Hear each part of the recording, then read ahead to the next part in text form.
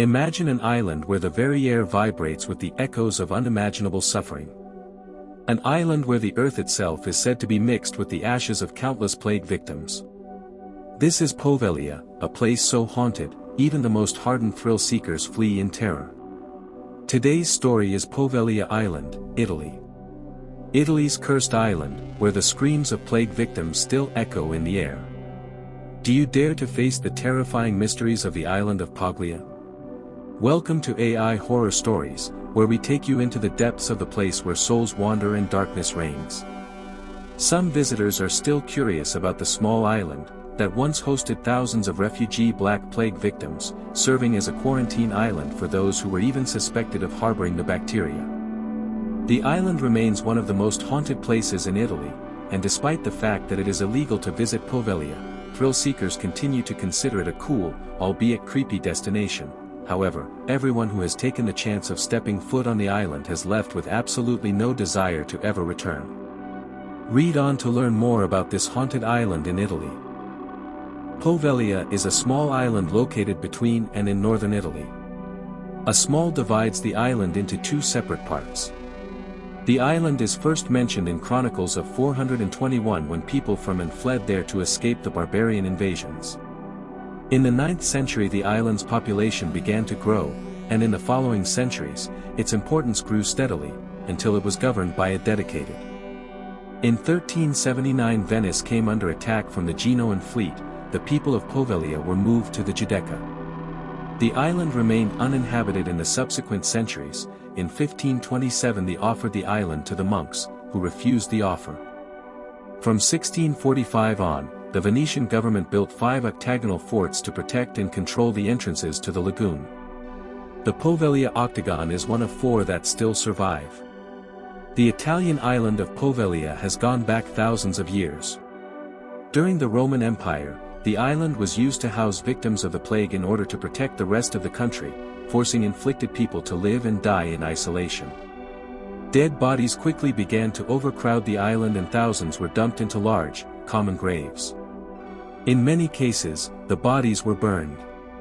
Some overly cautious Italian communities even got into the habit of shipping away anyone who showed the slightest signs of illness. Many of those people had not actually been infected with the plague at all and were literally dragged to Poveglia and dumped atop piles of rotting corpses. The ghosts of the victims of disease are said to haunt the island and its buildings. Voices and screams are often heard, and visitors have reported seeing dark, fleeting shadows. Many visitors say they begin to feel an oppressive evil feeling as soon as they step on the island. When a mental hospital was opened on Poveglia Island in 1922, few people were very surprised. However, the arrival of droves of mentally disturbed patients to the island only served to enrich the legend of it being a place to avoid. The isolation and privacy offered by the island also allowed for disreputable scientists and doctors to do as they pleased to their patients. Reports of widespread abuse and heinous experiments began to float back to the mainland, bringing with them the screams of the tortured souls trapped there. Poveglia legend tells of a particularly demented doctor who worked at the island's mental hospital in the early 20th century. His notorious experiments on patients are still shocking when told today. For instance, he believed that lobotomies were a great way to treat and cure mental illness, so he performed lobotomies on numerous patients, usually against their will. The procedures were heinously wicked, and painful, too. He used hammers, chisels, and drills with no anesthesia or concern for sanitation. He supposedly saved his darkest experiments for special patients, whom he took to the hospital's bell tower. Whatever he did in there, the screams from those being tortured could be heard across the island. Karma eventually caught up with the wicked doctor. According to the story, the doctor began to suffer his own mental torture and was pursued by the island's multitude of ghosts. Eventually, he lost his mind and climbed to the top of the bell tower and flung himself to his death below. There are varying accounts of his death, though. Some say he may have actually been pushed, either by an angry island spirit or by some of his furious patients. Supposedly a nurse witnessed his fall, claiming that he initially survived, but that a ghostly mist overcame his body and choked him to death. Somehow, the mental hospital remained open until 1968. Many believe that hundreds of thousands of tormented souls still remain trapped on Poveglia Island. From the massive influx of plague victims who were forced onto the island to those who were tortured at the mental hospital that was once stationed there, a sense of sorrow and suffering continues to permeate from the island to this day. In fact, it has even been said that you can still hear their screams. Visitors to Poveglia have been forbidden for decades. Of course, that doesn't stop the occasional thrill seeker from taking a boat over to the island. Some look at it as a dare, others are genuinely interested in experiencing a bit of the paranormal. However, all who venture there return shaken. One thing visitors report experiencing is the sensation of being watched. Others report being scratched and pushed by invisible forces. Some entities have even been said to push visitors into walls or chase them down corridors.